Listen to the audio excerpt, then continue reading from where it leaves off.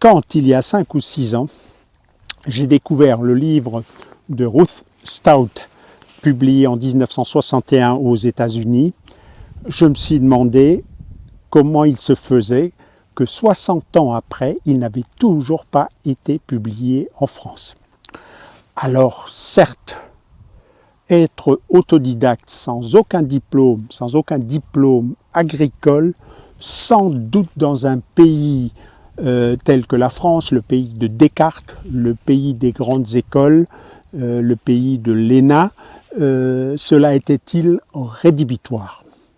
Certes, sans doute le fait que c'était une femme la rendait inaudible dans un milieu où, dans les années 1960-1970, les agronomes étaient quasiment tous des hommes. Et donc, elle n'avait aucune chance d'être entendue. Mais je pense qu'il y a une raison un peu plus fondamentale liée à l'histoire même du mouvement agriculture biologique, en tout cas ce qui deviendra le label AB tel qu'on le connaît aujourd'hui.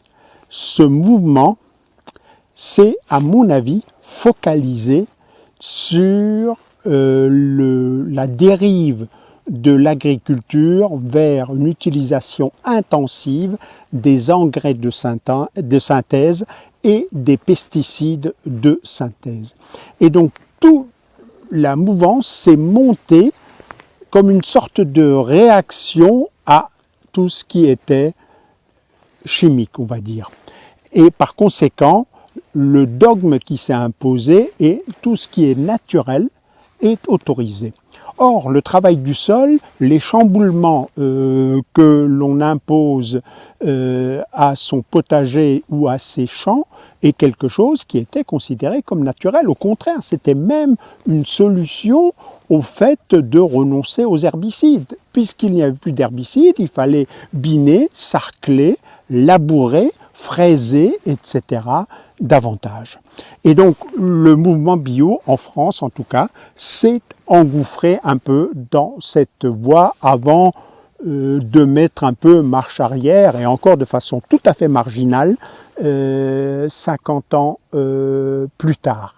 Et donc ce livre a été pour moi l'occasion de réparer ce que je considère personnellement comme étant une énorme injustice, et donc de rendre hommage à cette dame qui, à partir d'une feuille blanche, a imaginé une façon radicalement autre de jardiner. On s'est assis dessus, il est temps de se pencher sur cette réflexion, même avec 60 ans de retard.